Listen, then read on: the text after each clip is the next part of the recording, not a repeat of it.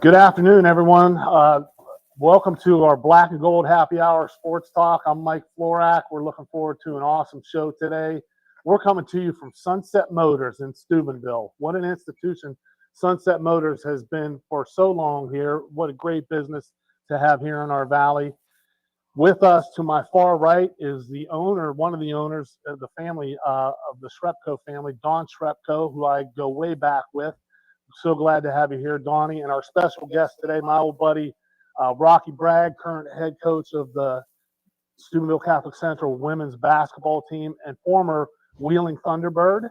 So we're going to talk a little bit of hockey, a little bit of basketball, a little bit of everything here. We do have Howard Carnell is going to be with us, Tom Teak-Mort from the Unified Sports Program at Indian Creek, and of course, the guy who runs the show. I can't thank him enough for all that he does. Dan Vogel is behind the scenes pushing the dials for us. So Howard is here. We're so excited to have Teak here. And Howard's a huge Penn State fan, so we're breaking the news, as Howard did, that Matt Campbell is going to be named the head coach at Penn State. And, of course, there's some Valley ties here with John Haycock, who is the defensive coordinator at Iowa State. Been a long time with Matt Campbell in a couple different stops. John was a good friend of mine. He spent a year as the head baseball coach and assistant football coach at Steubenville High School back in 1984 and 85. And then he later became the head coach at YSU, replacing Coach Tressel. So know John quite well. I hope Matt Campbell, for his sake, is able to bring some of those great guys with him on that staff that he assembled. So that's big news in the college football world. But we're going to open today with some other football. The Turkey Bowl, the Unified Sports Turkey Bowl that happened a couple weeks ago. With us, we have one of the instructors from Indian Creek High School and their Indian Creek system, Tom Teak-Mort. Teak, how are you today, buddy? I'm fine, Flack, but I got to say, I did not know that the Crusader legend Rocky Bragg was a member of the Wheeling Thunderbirds. Like, I'm all off track here because you just knocked me over with a feather on that one. I know I don't have a whole lot of time, but I got to hear about that at some point, okay? I don't know that much. I mean, I'm assuming that, like, you were a wing, Rock. Well, I know you weren't a goalie. I was the goalie. Were you really? Yeah. Really? Okay. Before Bishop, That's how much I know about hockey. I was the trailblazer, the tall goalie. Okay. A 6'8" goal. Okay. That's how much I know about hockey. But anyway, congratulations, Rock. And I see our Crusader girls are doing, off pretty good start, right? I know we did good in our scrimmages. I teach drivers that. I had some of your basketball players, and they were telling me how good the scrimmages went. So good job there. Appreciate that. Yeah, we're going to talk with Rocky a little bit about his season, a little bit about his time with the Thunderbirds, and of course Crusader basketball. Well, yeah, I'm never going to pass up an opportunity to credit a Crusader there. You know that. But as far as our Turkey Bowl, this was our third annual Turkey Bowl. Coach Ross Ike, brought his Big Red up to play us. We had a record crowd. We had close to 1,000 people at that game. We had over 600 elementary school kids there. We had, of course, our band, our entire high school student body was there. Steubenville was not able to bring large numbers, but they did have they brought their team. They were well represented with about 13 players. Santino Haney and Landon Crozier, who 2 days later were playing in a state playoff game. They were the coaches, and we had a couple of our players, Bo Pauly and Franco Barcalo were our coaches, and Sheriff Fred, did the coin toss again. He started off for us a couple of years ago as our honorary coin tosser, so it was off to a great start, and the game went really well. Misha Amos, who I'd love to bring on here at some point. You guys would love to meet this athlete. He had a 50-yard run actually to give Indian Creek the lead, and we were able to hold on. But and a documentary was filmed during that game, and when you guys get the opportunity to watch this documentary and seeing the Steubenville and the Creek players, it was just something to see. And our superstar Misha and Braden Stewart and Caleb, it was really a wonderful event once again. Well, we're so proud of you and the things that you're doing with that program. For the people who don't know and didn't see you on a couple weeks ago with us, Steve, tell us like quickly, what the Unified Sports Program is all about. Yeah, Unified Sports combines students with and without intellectual disabilities on the same team. I set up the schedule and everything, but our kids run it. Our general ed kids are our coaches.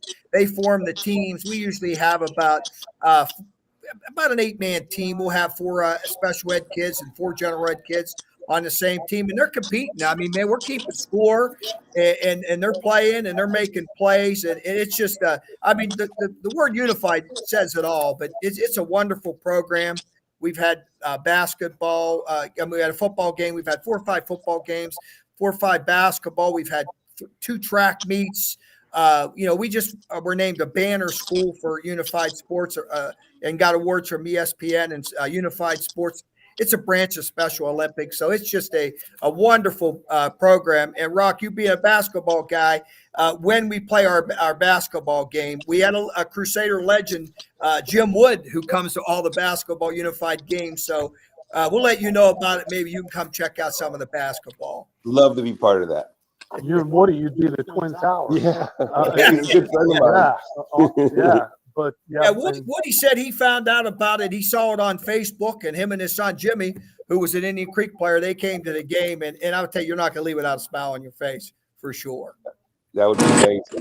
A little bit about the feedback that you got from your family, how much that means to those kids to be able to. I mentioned the story. I mentioned Misha. And his brothers, he had 3 brothers that were very, very good baseball players for Indian Creek. And they're just a wonderful family. I think there's about 10 of them, literally. And, of course, they followed their other sons' sports careers. Well, it's just wonderful for this family to come, all the brothers and their sister, just to be able to watch Misha compete. That's something I don't think they ever thought would happen. And here it is. And then Caleb Mannion, our captain, his mom and his aunt and his grandmother coming up to us after the game and just thanking us for the opportunity to allow Caleb to play for Indian Creek. And again, same thing to Steubenville kids. Coach Ike will tell you, all the parents coming up to him after and just so grateful for the opportunity. Yeah, and Coach Ike, of course, is Ross Ikovich, longtime teacher and coach of many sports down at Steubenville High School. Has done an awesome job partnering with you in this endeavor. Teek, where could people find more information about the Unified Sports Program? Well, it's always on our website, the Jefferson County ESC, where our publicity department, Amy Colantonio, they're always putting out flyers and Facebook. Information on Facebook and letting us know. And I'll try to do a better job of getting it out there in the newspaper and News 9. They partner with us at times. We've had Addison Albert when she was with News 9. She actually played in a game. And so hopefully, we'll get through them and they'll let know what's going on. Our next event's going to be a basketball game, but it's going to be sometime in January. And we're not exactly sure of the date, but we'll make sure everybody knows. Yeah, and we'll have you back to promote that a little bit beforehand. Yeah, and I'd really love to bring some of my athletes on because you guys would love them. You would absolutely love them. We can do that too. So we'd love to have you. But thanks so much for the update. You can stick around. We're going to talk a little bit next about the Pirates. If you want to, the Steelers, we have to talk about them, unfortunately. Yeah, I know, right? We'll talk to I got to run, though. My boys' free time's about over, so I got to get back to them. But thank you so much. Really appreciate it. Always great to be with you, my friend. Keep up the awesome work, and we'll talk again soon. All right. Thank you, guys. See y'all. That's Teek Mort with the Unified Sports Program at Indian Creek High School, doing incredible things out there with those individuals. Find out some more information on the Jefferson County Educational Service Center website there about that program. It is growing. It's tremendous. There are many people involved. Those kids deserve a chance to shine like Teek said, their brothers and sisters and all their fellow students. So we'll look forward to keep continuing to following them and having them be a part of this show. Donnie and Rock here. We're going to talk, go to the Pirates. HK, Howard's still with us, I believe. Howard, you're still with us, aren't you? Howard dropped, but we okay. We'll save the Pirate talk for a minute because I want to get Howard's feedback that the Pirates made a trade yesterday. Among others, Johan Oviedo was sent for the big draw in that deal that they got from the Red Sox, and I hope I pronounced this right. I believe it's Yostin Oxen Garcia. I think that's how you pronounce it. But he's supposed to be a power hitter, outfielder, right-handed hitter. Hit, I believe, 24 combined home runs in the minor leagues in 2024. I think he had a couple injuries last year, but I think the Pirates are excited about adding another power hitter to the stable. And of course, they have an abundance of pitching, so some of these deals have to be made. And if Howard's able to pop back on, we'll discuss that a little bit further. Donnie Cherepko here, the owner of Sunset Motors. We have here a very interesting artifact. Did you keep this in your office, Donnie?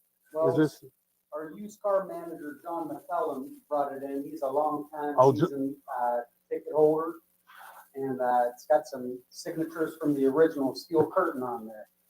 all four of the original Steel Curtain members are signed here? Joe Green, Ernie Holmes on this side, Dwight White, and L.C. Greenwood on the other side. This is quite an artifact here. This thing is worth some money. Are you one of the ones screaming "Fire Tomlin"? If you're not, you should be. No, I'm just kidding. Well, and that's what we have to talk a little bit about is the Steelers and their struggles. And they have, of course, going into this game against the Ravens on Sunday, a 6-6 record, as are the Ravens, who lost unexpectedly. They got thrashed by the Bengals, leveling their record out at 6-6 when Joe Burrow comes back. And you can't count out the Bengals at this juncture either, especially with Joe Burrow. Donnie, you follow the Steelers fairly closely. Been a Steeler fan for a long time. What are your thoughts about the way the Steelers are going right now? I don't envy the Roonies. That's all I can tell you. They built their brand around keeping coaches for a long time. And I think that's good for the Steeler Nation. I think it's, people see that they empower their coaches to do their own thing and they stand behind them. And I think it just is good for the team and for the fans. But, then when it comes time to maybe change, it's probably the same thing that makes them keep it. These coaches makes it hard to get rid of them too. So I don't envy them, but I'm starting to join the bandwagon. I think it might be time. Any hope for this season? They're still almost tied for first place. I think they won a Super Bowl as the last seed one time. In 05, correct. Stranger things. Super Bowl 40, they put together a run. That's a great point that they put together a run and won their last 5 games. Yeah. Squeaked in as the last team in the playoffs. And, of course, that was Jerome Bettis' last year, his homecoming when they won in Detroit there. Hines Ward was the MVP of that game against the Seahawks. I'm not feeling that this team is going in that direction, but we never know. There's always hope. You have some big players, big names on that defense who can make some big plays and turn around games in just one play. There's also talent on the offensive side of the ball. We're hoping that offensive line can gel together at some point. I agree. I don't know. I mean, Rock, what are your thoughts? I mean, you're a coach. You got a great mind for sports. You were a great athlete yourself. What are your thoughts about this? Right now, it's just amazing to me that the defense is playing at the level they're playing. I expected a lot more at the beginning of the year. I think we all did, right? Mm-hmm. And to see how, I don't know, there seems like there's so many holes right now on that defense. And for me, it's just a matter of them coming together. Maybe it's the X's and O's on the defensive side of the ball. The coaching staff just has to get them where they need to be to excel in their positions. Offensively, I'm actually very satisfied with what Rodgers brings. I think he operates like a surgeon out there. And who knows, with Adam Thielen coming in, there's another weapon possibly. Who knows? Sooner or later, we got to hit on one of these veterans. Yeah. I mean, we're taking chances, right? So maybe one of them will come through. I think, like you had mentioned, the offensive line. I think we need a little bit more production there. We have some good backs, and I think they're running through the holes hard. and it's just a matter of creating those holes and giving them opportunity and playing our kind of football. Yeah, controlling the line of scrimmage. That's one Exactly. thing they haven't done. And Either way, defensively, I know. it's been a big problem. Yeah, right. And I haven't seen. I don't know if it's since the loss of Brian Shazier, that stretch play that's run to either side. There seems to be cutback holes. There seems to be able to get around the end way too easy. I And they agree. haven't made any adjustments to stop It doesn't look like it. No, it doesn't look like a very aggressive defense like the Steeler defenses that we've seen in the past, with, of course, the steel curtain that we have here and the Blitzburg gang from the 90s, and then the group in the 2000s when you had Paul Amalo doing all kind of different things, and the strength of the linebacking core with some of the guys like James Ferrier and Joey Porter. It just hasn't been the same. We haven't seen that. And the individual talent, I think, is there. I still think TJ Watt has some left in his tank. Yeah, I think Cam Hayward has played okay. I know his sack numbers are down. He's batted down a lot of passes. He's made a lot of tackles. The linebacking core, there's depth there. They have some guys with skill, but they have to fill those holes a little bit better because you can't stop the run. You might as well forget DBs, you know, I think early on they were exciting to watch, but it just feels like they're just giving too much space right now. Yeah, there's a lot of room out there, and that's what happens. I think that's a trickle-down effect of not being able to control the line of scrimmage and stop the run.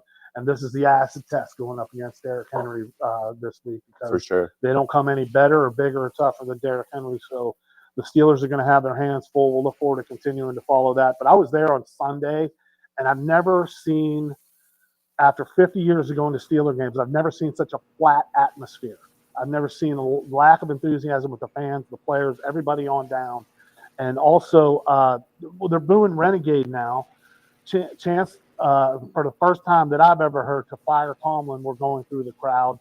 And it's just not it's not our daddy Steelers. Right. That's something just needs to be changed. And whether or not they can flip that switch in the middle of a week, in the middle of the season, boy, I don't know. I'm holding out hope, but I'm not super optimistic. Howard, back with us, buddy. What are your thoughts on the Steelers? Or do you want to talk about your Jets? No? Howard, any thoughts about the Steelers? Can you hear us?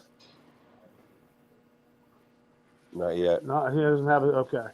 Well, and last night, going on to hockey, Rock, the Penguins, big win in Tampa against a tough Tampa team. So I think the Penguins are the surprise of the year to me. I think coming in, there weren't enough changes that we maybe felt they needed prior to the season.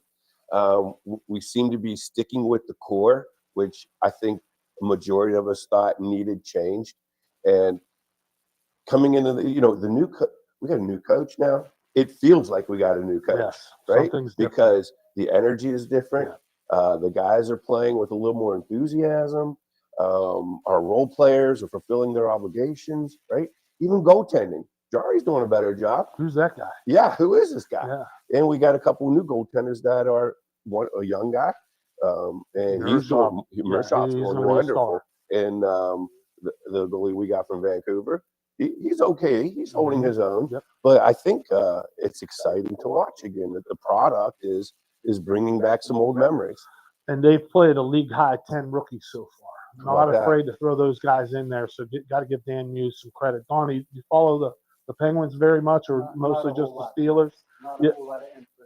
Yeah, well, that's okay. But I'm sure you've been to a few games or two. But when the Penguins are going through the winter and they're competing, it gives us something to do in the winter. Exactly. You got to take up more time, because you just need something every other night to get through those winter doldrums. And like you said, Rock, I think it's a new voice of Dan Muse that's played a role. Carlson's a different guy than he was the first couple of years that he's been here. For sure. One guy who is continuing to amaze me, and he had a big night last night. He had the game-winning goal, 2 goals and assists, 3-point night, has a ton of points. I'm not even sure how many is Evgeny Malkin playing out of his skates. And I'm not going to lie to you. He was one of the guys I thought maybe it was time to part ways. Because to me, the last couple of years, it felt like he was going through the motions more. But again, he seems to have a fire this year. Yeah. I think he likes playing with his current line mates. They're a big line. Guys. Yeah, I mean, that's a big, powerful line, and I think they complement him well.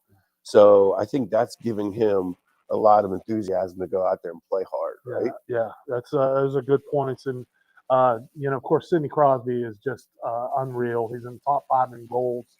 Uh, of course, playing his all-around game. Everything he needs to do. Appeared a little bit on penalty killing and everything that has to do. Just an incredible start for the Penguins here. If the playoffs started today, they would be in. They're in that Eastern Division's like totally kind of the Eastern Conference is kind of totally up for grabs. You don't know I agree. who the strong teams are going to be. If they get the goaltending, continue to play sound defensively, and the one thing that I've noticed is, and you can comment on this being a former goalie, it doesn't seem like there's that much traffic in front of the net like there has been in the past couple of years. Yeah, I agree with that too. But defense has cleaned their act up, haven't they? They've cleaned their act up. I noticed lately with Pittsburgh, that we don't typically like to be moving bodies in front of the net. Right. We kind of avoid that, and it makes it real challenging for the goaltender to try to find the puck through all the traffic. But this year, like we said, it feels different. The fundamentals are a little bit different. They are cleaning out the front of the goal, and the goalies are getting better vision, which leads to cleaner saves, covering up the puck, not so much giving up rebounds left and right, hoping the puck hits them, right? So I think that's added greatly to their defensive scheme and how they're cleaning out their end in order to start the transition into the offense. Yeah, and the transition seems like out of their own zone has been really clean. Yeah, I agree. Like That's where it starts, right? That's where right. it starts. You got to make the save, kick it out to the corners so that we can pick it up in the corners, get it up the sideline, and break out properly. Yeah, that's great. That's great analysis. You're a former goalie, so you're talking about looking through the defenseman and all the traffic in front of the net. I'm going to brag on Rocky a little bit here. We went to high school together. We played basketball. He was a year ahead of me. He was on the great Crusader team that we had that went to the regional finals regional semifinals in 1984, and that was as far as any Central team's gone in the history of Central basketball. And we've been a very proud group. We did. Your senior group, you and Goody and Butchie and Chris Paschke, of course, and some of the other guys, Tommy Andrews, that were Kevin Jedneski. A proud group of seniors, weren't picked to really do a heck of a lot because we lost 4 starters from the year before. We did, yeah. So no one was, I don't think anyone was anticipating the year that we had. But Rocky comes along, big 6'6" post player, has an outstanding work ethic in the summer, turns himself into the Eastern District Player of the Year. And a lot of other honors that you had that year, an outstanding year, like a fantasy type of year, way to end your basketball career. And then you moved on and you started your career at Lock Haven, but then you left. Went to West Liberty for a while. Went to West Liberty. And then how did it evolve that you became a goalie for the Wheeling Thunderbirds? Talk about that journey. Well, behind the scenes of all the basketball we played back in 1980, the Olympics roll around in Lake Placid, and everyone falls in love with this ice hockey team, the USA ice hockey team. And just watching those games and watching the energy they played with, man, the passion, right? Yeah. You're like, that's something I want to do. So, through the summer and the spring and the fall, my dad had me in the backyard working on my basketball skills, getting better. Well, when that happened, right, it's January, February, I'm like, Dad, we're not back there. Let's get out the hose and let's make an ice rink. And he's like, let's do it. So we put an ice rink in the back, just a little makeshift one with 2x4s as the border. And we went to like Rupp's hockey and Wayne Rupp, former Penguin player. We went to Rupp's hockey, North Hills. Got a goal, got some sticks, and then I met you guys and Luke Lancia and a couple other guys that played hockey, and we would get together and just play hockey. Next thing you know, we started an intramural street hockey league, right? So you and Luke Lancia, Jim Gibson, John Butchergrass, who everyone knows, is you guys are talking about forming this league. How did that come about? It was just a street league. Well, you guys you guys played at Aquinas all the time, right? We did at lunchtime. You had a Correct. group of guys that Yeah. were always playing. Junior high, yeah. And we had a really small group at Holy Rosary. We had me, Pat Marsh, Pat Lanigan. I'm trying to think who else. John Munden came up from St. Peter's every once in a while. Mario Saggio came into the picture, Sag right? brothers were hockey guys. Yeah. Yep. So we had a small group. You guys had a small group, and I remember Butchie saying, "Hey, you guys need to come play." So we played like in the parking lot of some church, right by. We played in front of St. John Arena.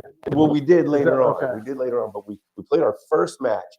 There's a church kind of by Kroger's, right up the street from Kroger's in Wintersville. Oh, Blessed Sacrament. Right Sure, in the back. Yeah. We played our first game against each other there. So we got to know each other a little bit, right? Yeah. And so then that led to when we got to high school, we were like, hey, we need to keep playing on a regular basis. Yeah. And I says, hey, there's a gymnasium, Holy Rosary Gymnasium, right in my backyard pretty much. And I know at the time, Mrs. Wolkowski used to run it. Right, Joe Okoski's And mom. what a great lady! She used to run. I think and the boys were all athletes. The only sport they didn't play was hockey, right? Yeah. And I think they charged us like $20 an hour, right? And so we would tell her we were going for 2 hours, and we'd get together $40, but then we'd stay there for like 6 hours, right? You know, as long as we brought over the money, we kept. We had to go to confession for not paying for that overtime, right? That's right. That's right. Yeah. Well, we had that intramural league literally all 4 years. Right? All 4 of my years. Yes. And I remember we were during basketball conditioning one time, we were talking about this intramural hockey league we had. And Coach D'Angelo goes, hey, when it's basketball season, none of you are playing this intramural hockey. And we looked at each other and we were like, okay. As soon as he left, we were like, game's on Saturday, right? Thank God no one broke an ankle or anything. Well, would have ruined that dream season. Ironically, there was one Saturday where we had a game on that Saturday. We had our games every Saturday morning at the intramural league. I twisted my ankle really bad, and I just had a feeling something was going to happen bad that day. And I was like, I knew it. I knew this was going to happen. But I'll tell you what, I walked that darn thing off and just wrapped it and played that night. I wasn't, and he had no idea. Coach D'Angelo had no idea I had a bum ankle that day. But probably went for about 20 and about 15. You never. I can't. I wish I knew who we played. I'll go back and look. That's great. I love that story. But that just goes to show you where that passion can start for young kids. Right. And you 4 guys that were in that class just took it to another level, organized a little league, no parents, coaches, everybody just kind of did their thing. It was just a lot of fun. You know what? This is how organized it was. If I could touch on this. John Butchergross, who is now at ESPN, used to get out the old VHS camera and do play-by-play. Right? Yeah. And while he was officiating. Well, because you guys were the captains, you guys had to officiate the game. Yeah, and then Mr. Adalevich used to come and do the filming. While we would be out there playing, and Butchergross and Steve Bartolomeo used to do a little play-by-play with Butchie, right? Yeah. And then they put out a league newspaper. Yeah. So man, we passed it around. We had it going on. We had it going on, and that was on the side, right? Yes. That was just an intramural thing. That was it. Yeah, we didn't know we were serving as Butchie's intern. That's right. But when we got the call, everybody found out he went to ESPN. Everyone said, "Well, of course he did. That's where he was going." That's right. We knew it all along. He was that good when he was writing for the SHL News junior year in high school. Yeah. But so you move on from the basketball, and then how did the association with the Thunderbirds, who are now the Nailers, of course? Well, I'll tell you, about? I started playing ice hockey in Mount Lebanon regularly. Even when I was younger, I played on the men's team out there, and then you start playing at South Side and a couple other rinks, and you people get to know you, right? And then I found out that they had a league at the White Palace in Wheeling, right? Just an adult league, and there was mixed talent level, right? There were some beginners mixed up with some really good players, some collegiate players, right? And so I went out there and played with those guys for a while, and you get to know those people, and you start some relationships and make some connections. And that's what I'm doing behind the scenes the whole time. The whole time I'm playing basketball, then I go to Lock Haven on a basketball scholarship. I'm talking to the hockey players up there, getting to know them. So you were playing ice hockey while we were in high school? Towards in my senior year. Okay. Yeah, my senior year. Yeah. So I was doing a little bit of ice. How did you have time for basketball? You made time. You're like Bo Jackson. You I mean, it made was like your time. hobby, and basketball's my hobby. I'll be go be the Eastern District Player of the Year. You make here's what it is. You know, senior league hockey is like one night a week, Sure. right? So it was like Sunday night. Okay. You know, so you go out there and you play Sunday night. The only thing Were is, the Sage brothers with you? Were you? Dave went with me a couple times. Okay. Mario went to play some pickup with me occasionally, but I think Dave was on a team with me at one time. His older brother, Dave. Dave just sent me a video of him playing goalie at age 64. Is that right? Yeah, he's still playing. Yeah, he's still Oh, doing now that. I'm He lives jealous. in France now. I heard. Yeah, so I heard. Yeah, but well, you know what? I'm going to go in the attic and knock the dust off my pads. I'm going to start playing again. You got to send us a picture of that. Okay. So then the Thunderbirds come. So Thunderbirds come in from Winston-Salem, and everyone's excited because now we have minor league hockey. It's not going to cost an arm and a leg to go watch a game, and you go with a bunch of buddies, and you're going to always have seats, right? So they aren't in their first season. They're not a few weeks in, and Rod Hoke, their backup goalie, gets hurt, right? And they got a game coming up like that weekend. And at the time now, what am I, 25 years old? We have a baby. I've been married a year, and I'm working for the city of Weirton in their water system. And he goes down, and they're looking for a goalie. Well, at the time, Doug Sauter was their head coach. He starts asking around at the amateur level, hey, you guys know of a goalie that might be able to compete with us on our team? And my name came up. So they called me. They said, hey, Doug Sauter calls my house, right? And I'm like, hello. And he says, hey, this is Doug. Was Michaela old enough to pick up the phone? No, she was one. I don't know who this is. I was like, he goes, hey, Rocky, this is Doug Sauter from the Wheeling Thunderbirds. I'm like, yeah, right. Who is this? Gibby, stop. Yeah. I'm like, who is this? Your prank call. And he says, I knew you were going to say that. I knew you were going to say that. He goes, I need you to come down to the rink tomorrow morning, 10 a.m. We're going to have a tryout. I just want to see if you can compete with the guys. I got 2 other goalies coming in from Pittsburgh. You guys will go 30 minutes each. And whoever does the best can suit up as our emergency goaltender for the season. I said, okay, I'll be there at 10.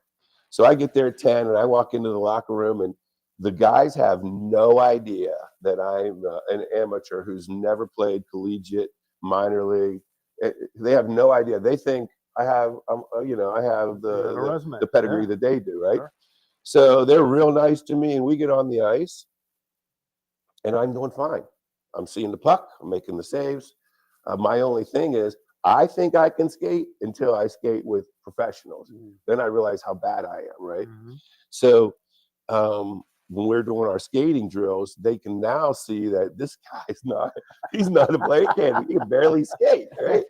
So, but in my mind, I was a good skater. But anyway, I do okay, and I'm in there, and I'm facing shots and doing drills, and it's hitting me. I feel like I've been here longer than a half an hour, right? Then a little bit later on, I feel like, man, I've been here for at least an hour, right? Next thing you know, practice is done, and I start to skate off, and I skate by Doug Sauter, and I'm like, hey, coach, what happened to the other goalies? He goes, when we saw you making the saves early, we called them and told them to stay home. So I was like, hey, what an honor, right? What an honor. So he goes, yeah, as long as you're available, you're going to be our emergency guy all season. That's great. So that's how that started. Yeah. And that one season led to 10 seasons as the emergency goaltender for the Nailers. Now I got to dress while Doug Sauter was there. I dressed while Larry Kish was there. Tommy McVie, who was the coach of the Jersey Devils during Penguins' first run. Yep. When Peter Angelo made the save, right? Tommy McVie was there, right? Yeah. So when Laviolette was there, I didn't get a chance to play for him. Either they really didn't need an emergency goalie, or maybe he had somebody else. I don't know. But when Laviolette left, Brophy was the coach, John Brophy, who's in the Hockey Hall of Fame. And man, I got some stories to tell about him if we ever have time. I bet. And I played with him. This is like a PG-13, maybe Yeah. sliding into our, so you can cut it loose a little. Okay. So so I finished up with Brophy, and at that point, it was just too challenging to continue to do it. And the funny thing was, even after I had told, at the time, I did play 1 year as a nailer. 1 year I got to wear the okay. my very last year I wore the nailer uniform. And so how many total games do you have any estimate? I would say total between 40 and 50 games. Okay. Yeah, between 40 and 50 games Yeah. I got to dress. So, and it was so it'd be like a 3-game stretch and then onesies, twosies, never more one time. And the first or second season, it was like 2.5 weeks. And I was like, look, I'm running out of vacation time. I got to get back to work, we got to do something here, Yeah. And that was the only challenging time I had, but it was a great experience. I never got to play.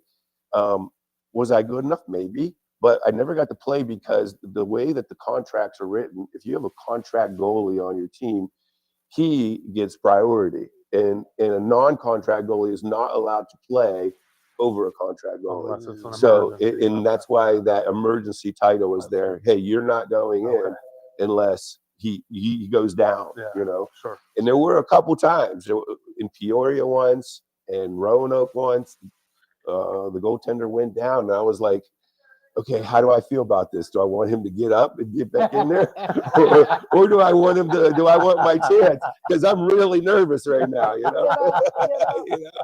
So I had, we were in Richmond one time, and McVie was the coach, and it's like 6-6, it's going to shootout, right? And he calls the team in. I got a plan. We're going to throw him a curveball. Rock, I want you to get in net. I said, in a 6-6 shootout, you want me to get in net? He goes, are you willing to get in net? I go, do you really want me in net? And he goes, I'm just kidding. So that, that was one of the best stories. Another good story, we were in where the Chiefs are from, Johnstown. Yeah. We're in Johnstown, and to go from the locker room to the ice, you actually had to walk through wherever, like the concession stand. So you're walking through, and there's like 1,000 people like lined up. They have like those movie ropes, right? Yeah. Going from the locker room to the ice, and there's all these fans for Johnstown, and they're booing you, and there's Reggie Dunlop hands you like a half-lit cigarette. Yeah, basically. So we all come out, and the goalies come out first, and I'm there, and this guy, who's about my age now, he gets right in my face and goes, we're number one. He goes, number one, you suck. And I go, how do you know? I don't even play. Good comeback. You were ready for that. That's a good one. I wish I would have known that when I had all the people telling me I suck. So you have great memories from this. You spent 10 years. I didn't realize you spent 10 years doing that. Yeah, 10 years on and off. It was a 10-year period that I was there. Yeah, I didn't realize that. And then you get bit by the coaching bug. To return to your roots and all the success you had in basketball. How did that start? Well, then I actually, during that hockey spell, I didn't touch a basketball after all of the career we had together. Going off to college, I didn't touch a basketball for 10 years. Wow. Touch a basketball for 10 years. It was just hockey. So, and then my daughter, Michaela, we were living in Weirton. She goes to St. Joe's, and now starts 4th grade basketball. And she tells me, "Hey, Dad, they're going to have a basketball team for us 4th graders." I said, "Oh, fantastic!" And they're like, "You know a little bit about basketball, right?" We need a coach. And I said, "Not so fantastic." I said, "No." He goes, and I says, "Yeah, I used to play back in the day." And she goes, "Good, because Mr. Beniti, who was the principal at the time, says that you're going to be the head coach." I said, "Oh, really?" You got named head coach and weren't even invited to the press. Yeah, they just told me I was the head coach, right? So So you get out there and you don't know what to do. So all I do is like, okay, for 30 minutes, we're going to run suicides. I don't know what else to do yet. So they were like, whoa, oh my God, we want a new coach already, right? So I reintroduced myself to the game and fall in love with it all over again, right? And, having two daughters, I kind of fell into coaching girls basketball, which is a blessing. You sometimes wonder what your calling is. And it's very clear that I feel like this is where I should be, is coaching and coaching girls basketball. It's how I give back to the community. It's what I do to, be with the kids, work with the kids, help them not only become good basketball players, but just good people, Sure. do the best I can, Yeah. do the best I can. Well, you're a great example of being a good person, that's for sure. Well, I Having known appreciate you that. and cherished our friendship throughout these years. I'm so proud to see you doing what you're doing now. And then, so this coaching starts to evolve and it gets into a little bit higher level. Yeah. You spend some time at the high school level and then a little bit at the college level. Well, so I'll tell you how this goes. So I coach at St. Joe's for 4 years, and now it's 2004, and I'm thinking, I think I'd like to coach at the high school level. Mhm. Ironically, Steubenville Catholic Central are looking for a girls basketball coach. So I said, oh, gives me an opportunity to go back home, right? Mhm. My kids are still small, and I go and I interview, and the principal was his last name was Rose at the time. I don't know if you remember. And he says, look, I know who you are. I know your history here. You have a lot of supporters that would like to bring you back, but maybe it's a little earlier in your career right now, and maybe you just need a little bit more experience. I'm going to go in another direction. He goes, but believe me, you'll be back here one day coaching. Who would have thought it'd be 20 years later, right? Yeah. So that didn't quite work out. So that same year, Madonna needed a coach.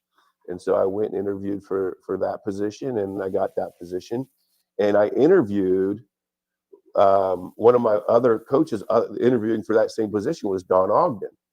And I did not know Don Ogden at the time, right? Current men's coach at Steubenville Catholic Central. Yep. Right. So they said, well, do you want to talk to Don, and maybe he can be your assistant and you guys can coach together.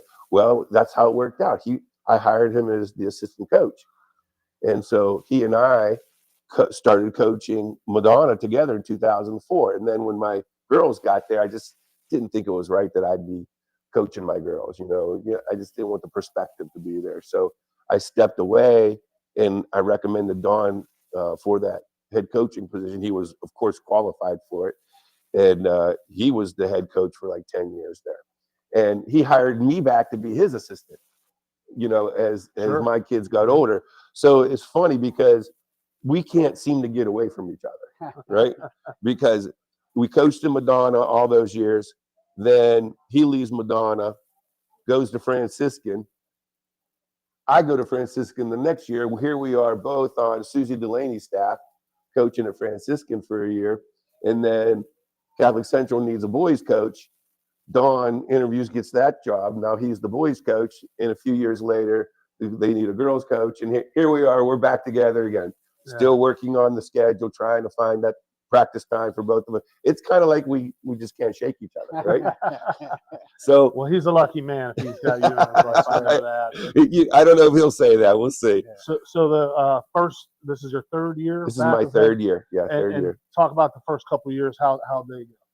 Well, I'll tell you, the first year in, we had a brutal schedule. Yeah. Brutal. I mean, Big Red twice, Indian Creek, just so many teams that were really good. And we still got 10 wins out of the season. Yeah. We still did good. Mm-hmm. All right. When we played schools our size, we did well. And what a great group of seniors to work with. Ella Maragos, Italia Marcino, Anna Arai, Jackie Okarma. What great young ladies. Just what they made that transition so smooth, and they were so receptive. And when I introduced my style of play, they bought in right away. And man, it was a great first experience. Good. We, just under 500. So, in we asked Ed Lumen and Natasha Canella, who were Jess Lumen's assistants, right? When she decided to move to the Cleveland area, to stay on, and they stayed on, and it made the transition for me smooth, right? Because now they kind of educated me on how the day-to-day goes, the things we have to take care of, how we go about our business at Catholic Central, and it just made that whole experience go well, And then last year, Natasha's stuck with me forever, okay, because she has such a great relationship with the girls, and she is a true Crusader in her heart. I mean, she bleeds blue and gold, and so Ed was with us last year. He started to not feel so well, and so we had to get another assistant for this year. Ironically, the assistant that joined my staff is Elena Moore, who I coached at Madonna. Oh, nice. She went on to play collegiate basketball at Westminster and graduated with a teaching degree and wanted to get into coaching. And we were able to hook up, and we had a get together with me, Natasha, and Elena just to make sure the camaraderie was good. They hit it off better than they did with me, So it was like a perfect match. And right now, this season we're off to a good start. We had a hiccup in Claymont. It was unexpected, but you never know, right? You never know. But our opener with East Palestine went well. Had a hiccup in Claymont. Had a great game at Tusky Central the other day. The girls were fantastic. Mara Delaney shot lights out. Mary Rohde's playing with an injured finger, and she was strong on the boards again. She's average. Her first game 1, 20 points, 21 rebounds. Wow. Yeah, did good. She's an outstanding athlete. She can take the ball up and down the floor. So She play any position and be really good at that position. She's just a great kid. Ari Hoover has moved from a 3-4 to my point guard, and she's a very strong dribbler, and she's aggressive, and she attacks the bucket, and she's a floor leader. Just does a great job, And Mara, she comes from a basketball family, so it's in her blood. And man, she's got a beautiful shot. She plays hard. She loves the game. When I see her, even when it's not basketball season, we're talking basketball. She's all about that. Now with Natalie Cherepko moving on from last year's team to Ohio State. Is that your That's niece? his That's your niece. niece, right? Yeah. That's Bobby's daughter, right? Mm-hmm. Now we have an open guard position, and we have a few girls who are working on filling that. They all have their strong points. That's Delaney Dankert, Mary Fink, Shia Garcia. Those 3 girls they all have their strong points, and we're just trying to find who the hot hand, right? Until we can see who settles down in that position. In our post, we're lucky to have some height, right? We have a 5'11" Gemma Rago, we have a 5'11" Kennedy Balabin, and a 5'10" Monica Bolster. Wow, good size. So right, along with Mary Rohde's 5'11". Yeah. So those girls are still battling for that post position. Every day one does well. Gemma Rago played strong at Tusky Central. It was her best game of the season. But we have Kennedy Balabin starting the season because she had such a great summer, and Monica Bolster has just been steady, but she's been playing stronger. So it's exciting to work with these girls. They're all dedicated, and our numbers are phenomenal. 23 girls out for basketball. Wow, 23. I even had enough girls for our freshman It was team. about a third of that when we came to Central. Yeah. Yep. So we even have the numbers to support a freshman team, but ironically we couldn't build a freshman schedule. So we play one freshman game against Edison, and then the rest of them are JVs. So So I have just one question. You took your 3-player and moved her to point guard. Who's teaching her how to dribble? Because Haney was the only one on our team that could dribble. Who's teaching her how to handle the ball? And I don't know if you remember her grandpa. Butchie could dribble a little bit. Yeah. Well, her grandpa is Donnie Hoover from Mingo. And he was a good player. Yeah, but he's a post player too. That's right. He was a big guy. He's a big guy. I got a few bruises from playing against him still. He's a big guy. But she just took it upon herself.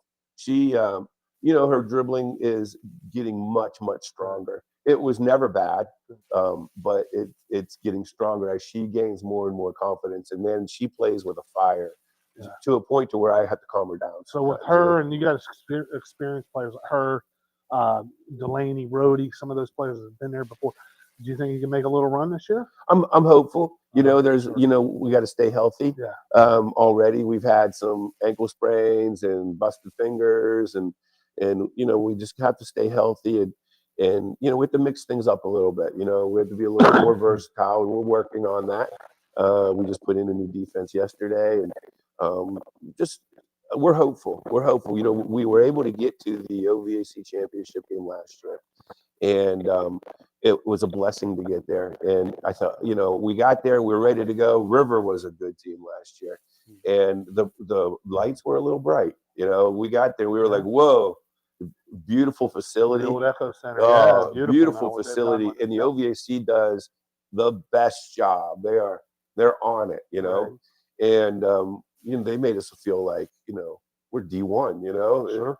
and they did a great job, and it was great to be part of that. But we lose the game, and we lose pretty big, but right away the girls are like, we're going to get back in, coach. We're coming back. We're going to come back. We didn't get to play the way we know how to play, so we're going to come back next year and do a better job. So that's where we are now. We're focused, and we're hopeful to have a strong season, to get back there and to do well. Yeah. And unfortunately, it seems like every Crusader basketball season ends in Highland. But Highland is now not in our district anymore, so that changes things for us. So we'll see what the future holds for the Crusader girls. Well, I'm sure you were always a guy who was able to improve and do great things in hockey, basketball, and in life. And you're the right guy to be running that program. So everybody's like really enthused. Well, I appreciate that. It's like I said, this is where I want to be right now. Yeah. And I love this group of kids, and the future looks good too, as the basketball program in general, all the way down to the second grade, is solid. We have great coaches that are teaching and working with these kids. We have great people around them helping run the organizations. Dave Antonelli's still involved, and he's doing a wonderful job with these young ladies coming up, and the coaches that are there helping them. Man, I could just run down the list of them. What great guys and ladies that are helping these kids develop. And I think the future Crusader program is going to be as strong as it is today. That's fantastic. Well, we certainly appreciate all the work that you're doing. Appreciate you being here so much. Stuck around for a few minutes. We'll talk to Donnie and his niece. I'm sure had a great experience playing. I hope so. She sure did. Donnie, we're so happy to be here at Sunset Motors. Thanks for being our sponsor host today, and it's great to be in a kind of semi showroom. We got a nice vehicle back here, and tell us, so Sunset Motors, how long have you guys been here? Been here a long time. I was thinking about it last night, and I thought, my dad might have been here around the time Chuck Knoll started, and coincidentally, it was the same year, 1969. Wow. So he's our head coach. Yeah. He's still here. He's 90. God bless him. He's right here somewhere, actually. Yeah. But you'll find him here every day. He's even here on Sundays to this day. God bless him. Yeah, and my brother and I, so he's brother been Bobby, here almost 60 years. Yeah. So it's been a family business for 60 years. Time. Yeah. We're blessed because my whole family is still here. Yeah. My sister lives here. She's got 4 kids. My brother and I have 3 each. So all the grandkids and myself, we're all here. My mom's still around, and things are going well. Great. Wonderful. Where did all the Cherepkos do Thanksgiving? We went to. You probably couldn't fit in the showroom. We went to my mom and dad's house. Oh man, that's awesome. Yeah. So you the vehicles that are sold here. Talk about your fleet that you have here for.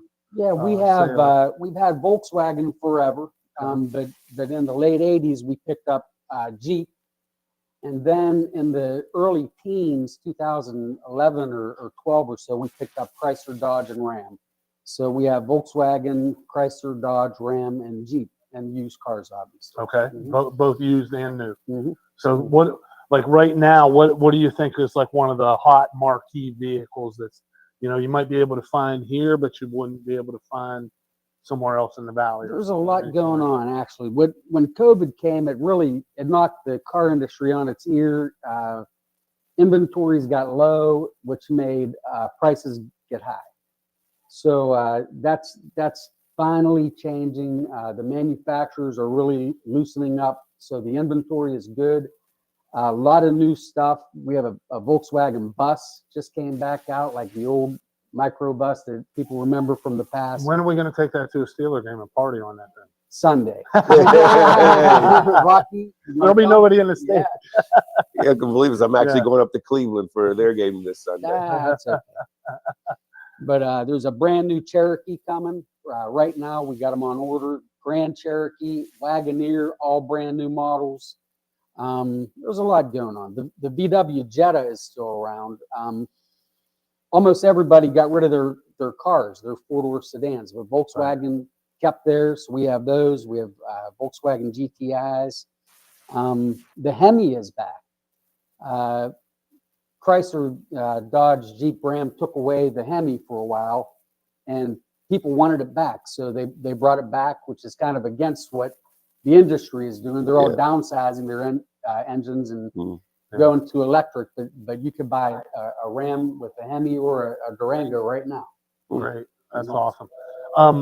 So as far as like your clientele, you serve the valley and you've taken a great deal of pride from that because you guys are from here. You've all stayed here, and it's great to see a business that stays here and continues to flourish and serve the valley. Do you get some people from outside? We do. City limits and that kind of thing? Where do they We come? do. And, anybody that's watching this, if you bought here before, come back down. We're online. We're all over the internet. But we still have friends that, have moved away and they still come back. And with the internet, we sell all over the United States. Believe it or not. We sold a Volkswagen bus to the state of Washington about 2 months ago. Wow. Someone flew all the way in. We had the right color, and internet changed everything. Yeah, Mhm. yeah, for the better. So Yeah. do you still have like a lot of people that come in and they're not sure what to do, about buying a vehicle, or maybe, my kid's able to drive now, we need to find something. Talk about those relationships you've forged, how you guide people. You're from the valley, people trust you, and people want to come here because they know how long you guys have been at it serving the valley. I appreciate you saying that. That's really that's why we're still around. If you would pick up a phone book from when we were in high school and look for new car dealers, there'd probably be 30 of them in a 10-mile radius. And right now there's 3 or 4. Wow. Out of those, there's only a couple that are truly local, where the people live here. They go to your schools and your churches. We all live in Bloomingdale and Wintersville and Weirton. Kids go to the local schools, and the big thing is what you said, though. You form relationships. If anybody comes down here at any given day, they'll find my brother, myself, my dad. My brother and I still sell cars, so we'll be the guy that makes the deal, and it's a lot of work, but I think people appreciate it. Sure. And some people are buying cars off of Carvana and all this stuff that, what do you do when you have a problem? I sold a guy a car last week, and it was a nice car. I had it a couple days and a part failed. It was a used car. He didn't want a warranty. It had no warranty, but we got him right back in. We put his car in the shop and fixed it, gave him a loaner car while it was down, and he'll be back. So those are the little things that we build on daily to keep it going. Sure. And you guys have supported the community. I mean, what are some of your favorite things? Obviously, you're involved in the school. What other things do you guys get involved in? Yeah, we're involved in the schools, the parishes, St. Joseph, the Worker over there, Blessed Sacrament, and we employ dozens of families. Yeah. A lot of vendors we support around here, from the garbage truck to the city of Steubenville with the electric and heat and just a lot of stuff like that. Guys like yourself, we love to support. I think you're doing a great job at what you're doing. We really appreciate being here. you have like do you have seasons, Donnie, where you're more ramped up now, or is this a good time? This is a good time to come in and buy, right, or think about buying, right? Yeah, the typical good seasons are spring and summer, but right now there's a lot going on because the prices are really coming down. Okay. You can get anybody could walk in right now and get about 12 grand off of a new Ram. Wow. There's 0% for 72 months.